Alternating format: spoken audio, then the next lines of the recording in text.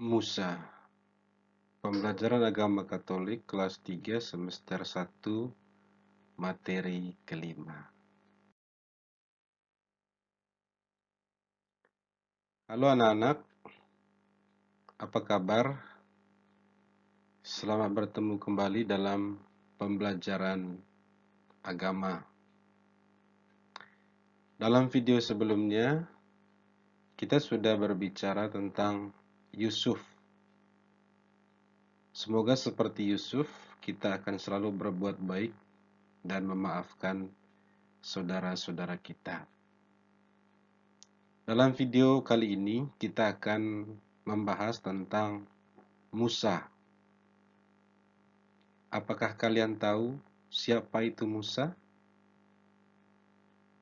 Sebelum kita belajar tentang siapa itu Musa, marilah kita berdoa agar Tuhan memberkati pembelajaran kita hari ini.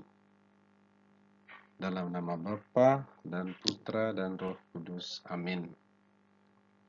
Ya Tuhan, hari ini kami akan belajar tentang Musa. Dialah orang baik yang telah Kau utus untuk menyelamatkan bangsa Israel dari perbudakan di Mesir. Bantulah kami untuk memahami dan merasakan bahwa jika percaya kepadamu, apapun dapat terjadi. Bantulah kami untuk percaya kepadamu. Engkaulah Allah yang setia pada janjimu sampai akhir zaman. Amin. Dalam nama Bapa dan Putra dan Roh Kudus. Amin. Anak-anak yang terkasih, mengawali pembelajaran pada hari ini, mari kita mendengar kisah tentang semut merah dan semut hitam. Pada suatu hari di hutan, ribuan semut merah menyerang kerajaan semut hitam. Mereka menyerang untuk merebut makanan anak-anak dan telur dalam sarang semut hitam. Semut hitam tidak tinggal diam. Moti, panglima perang semut hitam, memimpin pasukannya untuk melawan. Pertempuran sengit pun terjadi. Karena jumlah pasukan semut merah lebih banyak, maka pasukan semut hitam mulai terdesak. Moti segera memerintahkan pasukannya yang di dalam sarang untuk menyelamatkan ratu, telur, dan anak-anak. Maka ribuan semut hitam segera berlari membawa telur, anak-anak, dan ratu mereka. Untuk melindungi ratu dan anak-anak, Moti mencari jalan yang aman. Ia mengajak pasukan penyelamatnya untuk melewati parit yang kering. Hujan mulai turun.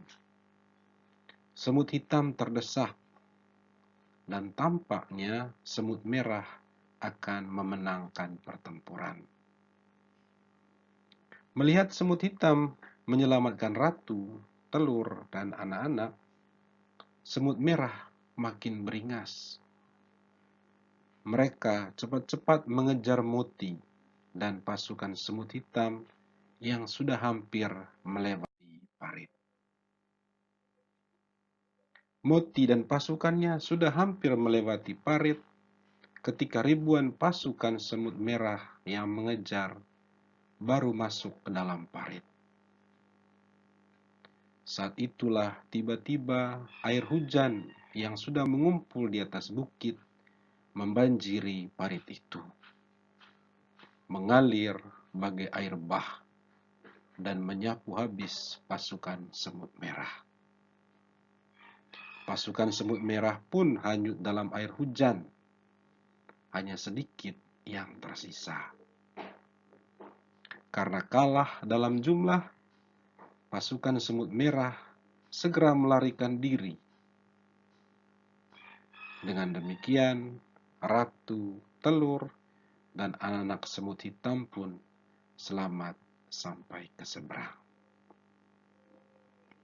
Anak-anak, demikian cerita tentang semut merah dan semut hitam.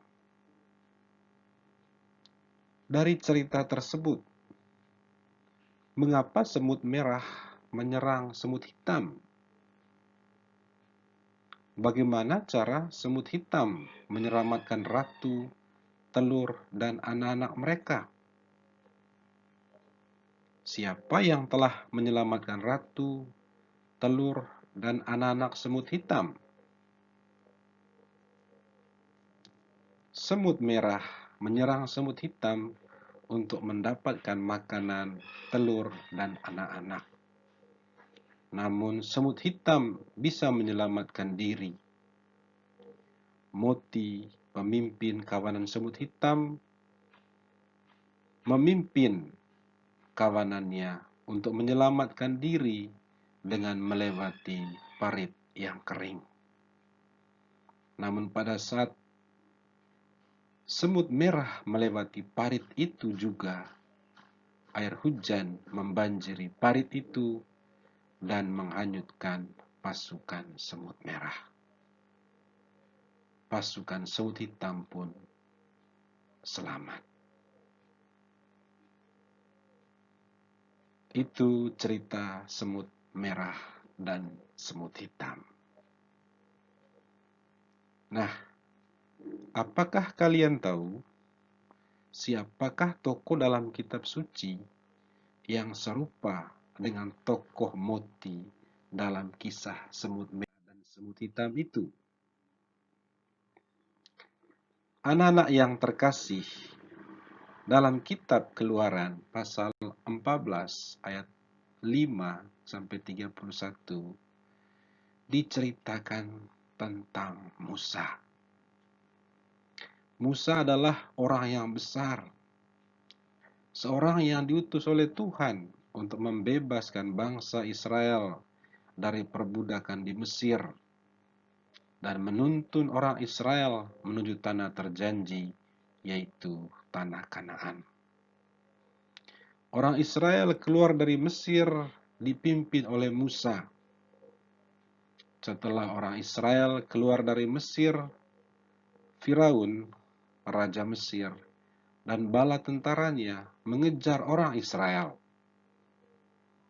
Ketika orang Israel melihat bahwa Firaun dan tentaranya sudah dekat, mereka menjadi takut dan berkata kepada Musa, "Mengapa engkau membawa kami keluar dari Mesir? Apakah tidak ada kuburan di Mesir? Biarkan kami mati di Mesir daripada mati di padang gurun ini." Musa menjawab mereka, "Jangan takut, Tuhan akan berperang untuk kamu." Lalu Tuhan berkata kepada Musa, "Suruhlah orang Israel supaya mereka berangkat, dan engkau angkatlah tongkatmu, dan ulurkanlah tanganmu ke atas laut, dan belalah airnya, sehingga orang Israel bisa berjalan di tengah laut yang kering." Maka setelah Musa mengulurkan tangannya, terbelalah laut itu, dan orang Israel bisa lewat di tengah laut yang sudah mengering. Firaun dan orang-orang Mesir mengejar dan menyusul orang-orang Israel. Ketika Firaun dan bala tentaranya sampai ke tengah-tengah laut, maka Tuhan mengacaukan bala tentara Mesir itu. Tuhan membuat roda keretanya berjalan miring dan maju dengan berat. Karena itu, orang-orang Mesir berkata, "Mari kita lari meninggalkan orang Israel, sebab Tuhanlah yang berperang untuk mereka melawan Mesir." Tuhan menyuruh Musa untuk mengulurkan kembali tangannya ke atas laut, agar bala tentara Firaun dicampakkan di tengah-tengah laut. Setelah Musa mengulurkan tangannya, maka laut itu pun berbalik dan menutup kereta serta orang-orang berkuda dari pasukan Firaun. Seorang pun tidak ada yang tertinggal. Demikianlah pada hari itu Tuhan menyelamatkan orang Israel dari tangan orang Mesir. Orang Israel melihat orang-orang Mesir itu mati terhampar di pantai. Karena perbuatan ajaib Tuhan itu, maka orang-orang Israel percaya kepada Tuhan dan kepada Musa hambanya. Anak-anak yang terkasih, setelah mendengar cerita tentang Musa di atas, siapakah yang telah membebaskan orang Israel dari perbudakan di Mesir? Bagaimana cara bangsa Israel diselamatkan? Apakah saat ini Tuhan masih membebaskan orang-orang tertindas? Anak-anak yang terkasih, melalui Musa, Tuhan memelihara dan menyelamatkan orang-orang Israel yang diperbudak di Mesir. Imannya yang kuat pada Tuhan dan kepeduliannya kepada orang-orang kecil, lemah dan tertindas, membuat Musa menjadi pangeran di Mesir. Dia berbuat sesuatu bagi orang Israel di Mesir. Orang yang berhasil adalah orang yang pantang menyerah, orang yang memiliki keberanian untuk terus berusaha dan mencoba. Ia berani karena ia percaya diri, percaya pada kemampuannya, percaya bahwa ia bisa mengatasi kesulitan-kesulitan yang ia hadapi. Orang beriman tidak hanya percaya diri, tapi juga percaya kepada kekuatan Tuhan. Musa adalah orang beriman. Ia percaya bahwa Tuhan akan selalu setia untuk menjaga dan menyelamatkan umatnya. Tuhan pasti selalu menepati janjinya. Tuhan akan selalu datang menolong kita pada waktunya, asalkan kita setia beriman dan menyerahkan diri kepadanya. Anak-anak yang terkasih, dari pembelajaran kita tentang Musa hari ini, kita dapat menyimpulkan beberapa hal. Musa adalah orang yang diutus oleh Tuhan untuk menyelamatkan bangsa Israel dari perbudakan di Mesir. Musa berani berjuang untuk membawa orang Israel keluar dari tanah Mesir karena ia percaya bahwa Tuhan akan membantu dan melindungi dia dalam menjalankan tugasnya. Allah akan menjaga dan melindungi kita dengan pelbagai cara yang tidak pernah kita duga. Dalam perjalanan bangsa Israel dari Mesir, Tuhan menjaga dan melindungi mereka dengan tiang awan yang membatasi Firaun dan orang Israel, dan juga dengan cara membelah air agar orang Israel bisa melewatinya.